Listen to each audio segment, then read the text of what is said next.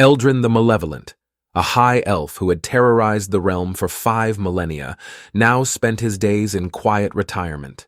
His tall, elegant frame and pointed ears were at odds with his suburban surroundings as he pruned roses and painted miniature figurines of his past conquests. Sighing, he gazed at the sprawling capital city beyond his picket fence. His silvery hair, once adorned with the bones of vanquished foes, was now neatly tied back with a ribbon. He missed the days when heroes trembled at his name, when entire kingdoms quaked at his approach. A chime from his portal vision device drew his attention.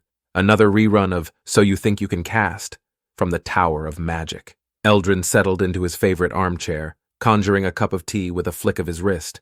In my day, he muttered, we didn't need fancy towers to learn magic. We stole grimoires and made deals with demons like proper villains. Just as the show's host was about to reveal which apprentice had bungled their transmutation spell, a thunderous crash shook the house. Eldrin's prized collection of evil artifacts toppled from their shelves. He stormed outside, ready to unleash a tirade of classic villain monologuing. Instead, he found 3 young heroes sprawled across his petunias. "Oh, bother," said the mage, a young woman with hair as fiery as her embarrassed cheeks. "We've lost him." "Lost who?" Eldrin demanded, looming over them. His eyes glowed with otherworldly power, reminding the heroes that even retired villains were forces to be reckoned with. The warrior of the group, a strapping lad barely old enough to grow a proper beard, leapt to his feet. "Stand aside, citizen! We're in pursuit of the dastardly prank master!" Eldrin's left eye twitched. "Prank master? What manner of pitiful villain name is that?" "He's been terrorizing the neighborhood with magical whoopee cushions and enchanted banana peels," explained the third hero, a rogue who was futilely attempting to remove grass stains from his leather armor. Eldrin pinched the bridge of his nose. "Amateurs, the lot of you. In my day, villains had standards. We didn't resort to childish pranks. We conquered kingdoms. We summoned elder gods." The mage stared at him with wide-eyed recognition. "Great fires of Mount Doom," she whispered. "You're Eldrin the Malevolent." The other 2 heroes tensed, reaching for their weapons. Eldrin waved a hand dismissively, and their weapons turned to flowers. "Retired.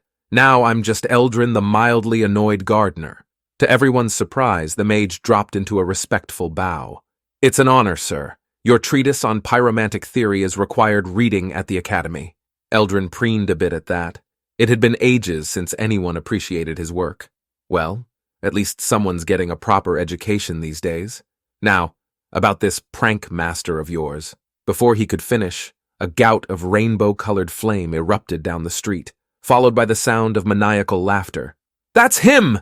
shouted the warrior, charging off with the rogue close behind.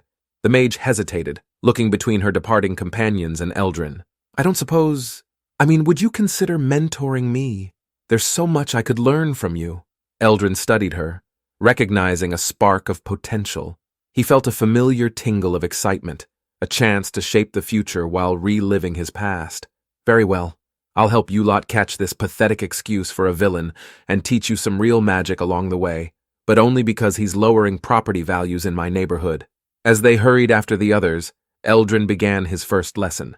"Tell me, young mage, how familiar are you with the finer points of demonic summoning?" Her eyes lit up. "Not very, sir. The Academy frowns on such practices." Eldrin grinned wickedly. "Well then, let me give you your first lesson. Rule 1.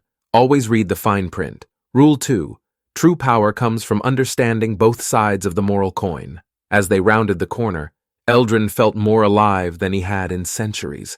Here was a chance for redemption, to pass on his knowledge, and perhaps find a middle ground between his villainous past and a more heroic future. After all, he mused, watching the young mage hang on his every word, villainy was an art form, and what was the point of mastering an art if you couldn't pass it on to the next generation, even if they insisted on calling themselves heroes?